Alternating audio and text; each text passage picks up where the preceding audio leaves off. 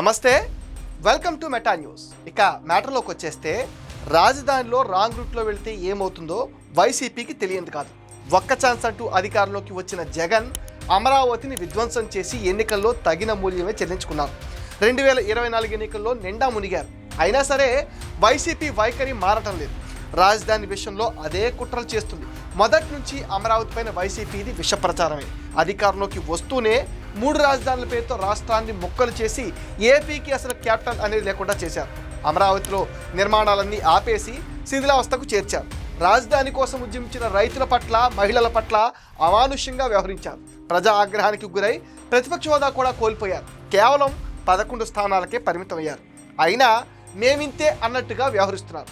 భారీ వర్షం పడితే చాలు అమరావతి మునిగిపోతుందంటూ దుష్ప్రచారం చేస్తున్నారు.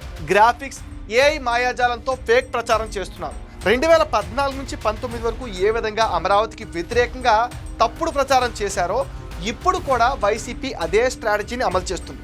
తాజాగా కురిసిన భారీ వర్షాలకు అమరావతి మునిగిపోతుందంటూ వైసీపీ ఫేక్ ప్రచారం చేస్తుంది. వైసీపీ కరపత్రిక సాక్షి పేపర్ ఛానల్తో పాటు అనుబంధ ఛానళ్లు పదే అమరావతి పైన తప్పుడు వార్తలు రాస్తున్నాయి. వైసీపీ నేతలకి కొందరు ఉద్యోగులు కూడా తోడయ్యారు. అమరావతి పైన అవాస్తవాలు ప్రచారం చేస్తూ సోషల్ మీడియాలో పోస్టులు పెడుతున్నారు.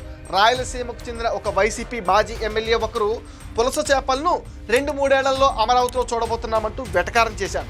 ఇంకొక వైసీపీ నేత ఏకంగా అమరావతిని లేపడానికి పొన్నూరులోని పొలాలు ముంచారంటూ తప్పుడు ప్రచారం చేస్తున్నారు.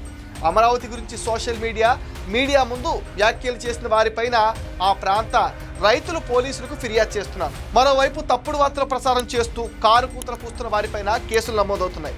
ఇక ఫేక్ వార్తలకు చెక్ పెట్టేందుకు ఏకంగా అసెంబ్లీలో ప్రత్యేక చట్టం తీసుకొచ్చేందుకు ప్రభుత్వం సిద్ధమవుతోంది. అమరావతి రాజధాని 29 గ్రామాల పరిధిలోని 32,000 ఎకరాల స్థలంలో రాబోతుంది. 2014 నుంచి 2019 మధ్యకాలంలో అప్పటి టీడీపీ ప్రభుత్వం రైతులతో జరిపిన చర్చలు ఫలితంగా స్వచ్ఛందంగా తరలివచ్చిన రైతులు రాజధాని కోసం తమ భూములు త్యాగం చేశారు. కానీ 2019 నుంచి 2024 మధ్యకాలంలో అధికారంలోకి వచ్చిన వైసీపీ అనూహ్యంగా 3 రాజధానుల బిల్లులు తెరపైకి తేవడంతో అమరావతికి భూములు ఇచ్చిన రైతులు రోడ్డెక్కారు. నచ్చ చెప్పాల్సింది పోయి వారితో జగన్ ప్రభుత్వం వ్యవహరించిన తీరు రాష్ట్ర వ్యాప్తంగా విమర్శల పాలింది. జగన్ పాలన పైన విసుగు చెందిన ప్రజలు ఎన్నికల్లో ఫ్యాన్ను తుక్కుగా ఓడించి మళ్లీ చంద్రబాబును ముఖ్యమంత్రి చేసుకున్నారు. కూటమి ప్రభుత్వం అధికారంలోకి వచ్చాక అమరావతికి మళ్లీ మహర్దశ వచ్చింది. సీఎం చంద్రబాబు ఎన్నో కష్టాలు పడి రాజధానికి కావలసిన నిధులను సమకూర్చారు. అమరావతి పునర్నిర్మాణం పనులు వేగం పుంజుకున్నాయి.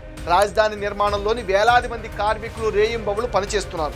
3 ఏళ్లలో ఐకానిక్ భవనాల్ని పూర్తి చేయాలనే లక్ష్యంతో ప్రభుత్వం ఉంది. ప్రస్తుతం రాజధాని నిర్మాణం పనులు జరుగుతుండటంతో రైతులు కూడా సంతోషంగా ఉన్నారు. ఇదంతా వారలేని వైసీపీ తన బులుగు తోక మీడియాల్లో ఎక్కడో గుంటల్లో పొలాల్లో నిండిపోయిన నీళ్లను చూపించి రాజధాని మునిగిపోయిందంటూ ఫేక్ వార్తలు వండి వారుస్తుంది.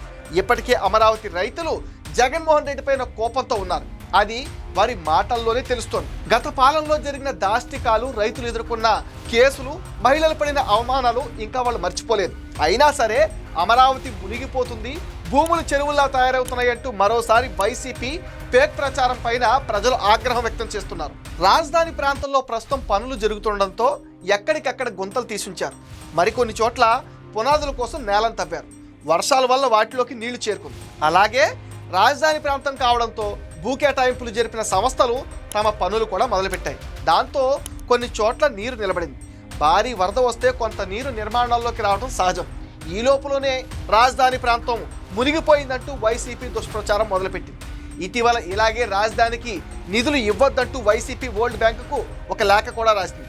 ప్రపంచ బ్యాంక్ అవేమీ పట్టించుకోకపోవడంతో వైసీపీ పప్పులు ఉడకలేదు. ఇప్పుడు వరద పేరుతో మరోసారి అమరావతి పైన విషం చిమ్ముతున్నారు. అసలు అమరావతి విషయంలో వైసీపీ వైఖరేంటో ముందే చెప్పాలని మేధావులు నిలదీస్తున్నారు. అలా కాకుండా ఇష్టం వచ్చినట్టుగా నిందలు వేస్తూ రాష్ట్రాభివృద్ధిని అడ్డుకుంటే ప్రజలు చూస్తూ ఊరుకోరని కూడా వాళ్ళు హెచ్చరిస్తున్నారు. ఇప్పటికే ప్రతిపక్ష హోదా కూడా గల్లంతైంది. జగన్ సొంత అడ్డా పులివెందల్లోనే వైసీపీ అభ్యర్థికి డిపాజిట్లు గల్లంతయ్యాయి. ఇదే విధంగా వ్యవహరిస్తే వచ్చే ఎన్నికల్లో వైసీపీకి ఆ 11 కూడా కష్టమేనని పలువురైతే హెచ్చరిస్తున్నారు. అమరావతి అన్స్టాపబుల్ అని, ముంపు విమర్శలతో మునిగిపోయేది వైసీపీ అన్న సంగతి జగన్ తెలుసుకోవాలని కూడా వాళ్ళు సూచిస్తున్నారు. ఇది మెటా న్యూస్ అప్డేట్. ఈ వీడియో పైన మీ విలువైన ఒపీనియన్ని కామెంట్ సెక్షన్లో మెన్షన్ చేయండి. మీరు ఇచ్చే కామెంట్స్తో మరిన్ని ఇంట్రెస్టింగ్ వీడియోస్ మీకు అందిస్తాం. లైక్ చేయండి, షేర్ చేయండి, మెటా న్యూస్ని సపోర్ట్ చేయండి, సబ్స్క్రైబ్ చేయండి.